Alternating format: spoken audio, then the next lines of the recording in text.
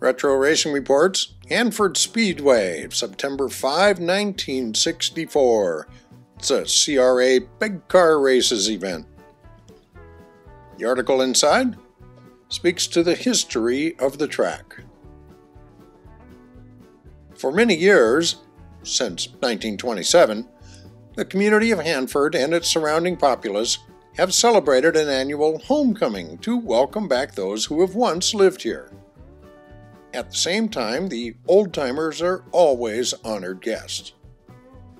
Well, in 1950, Mr. B.L. Marchbanks conceived the plan of staging a rodeo in conjunction with the homecoming.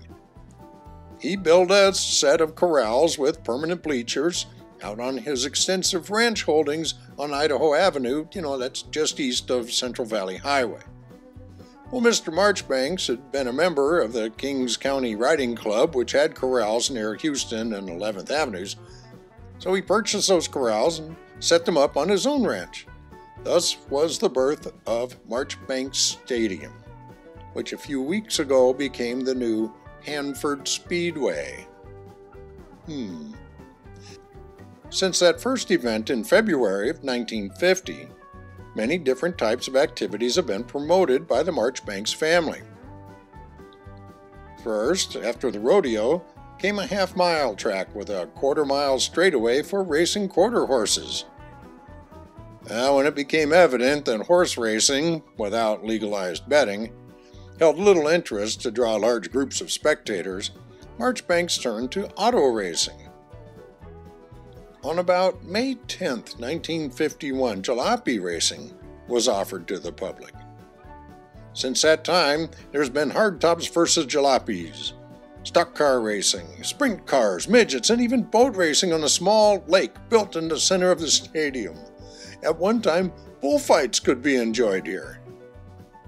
Although he never raced here, the world-famous Bill Vukovich used to enjoy a fast turn on the Marchbanks track on occasion.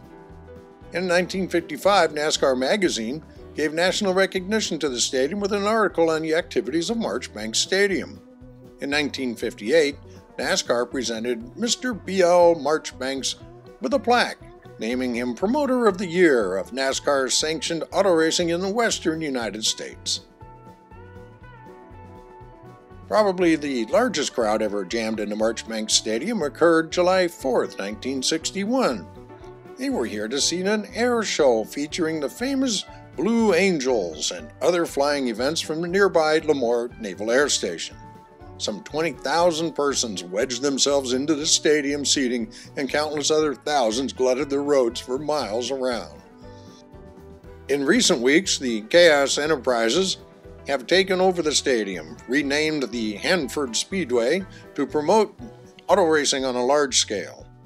It is expected that within 2 years the track will be ready for regular Indianapolis cars to race, with a 2.5-mile track to stage events approaching the Indianapolis races. When this occurs, the Hanford Speedway will be the only track west of the Mississippi River that will have a near duplication of the Indianapolis track. Notes in the program indicate attendance came in at 6,500 people. Notes also show that 7 cars threw connecting rods, blew up their motors, because they were geared for a half-mile track as opposed to the 5/8 track that Hanford measured out to. Hanford Sentinel, Saturday, September 5th, 1964. Sprint car race tonight on revamped local track. Big car racing returns to the newly revamped Hanford Speedway tonight as a 7-event sprint car program opens the season at the local oval under the banner of K&S Racing Enterprises, a Los Angeles area firm that has signed a 20-year lease for Marchbanks Stadium.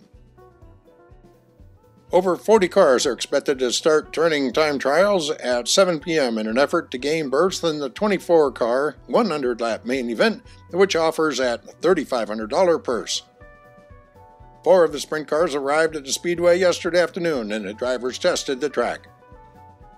Also, representatives from the racing division of Goodyear and Firestone Tire Companies wheeled their vans on the track and began testing tires most of the afternoon. Hanford's motels and hotels are virtually filled with drivers and their pit crews, plus racing fans from various parts of the state who follow California Racing Association events across the state. Tommy Francis, general manager of the Speedway, expressed optimism in regard to the turnout for the initial race here this year, noting that the advanced ticket sales have been brisk. Festivities preceding the racing program include a noon luncheon today in the banquet room of the Golden West Pancake House for the drivers and other members of the racing fraternity. The luncheon was followed by a parade of cars through downtown area. Following the time trials, which start at 7 p.m., the first race will get underway at approximately 8:30. See you there! Hey, there's Harold. Glad you enjoyed that video. Be sure to like, subscribe, share, put your comments down below. There's a lot more where this one came from.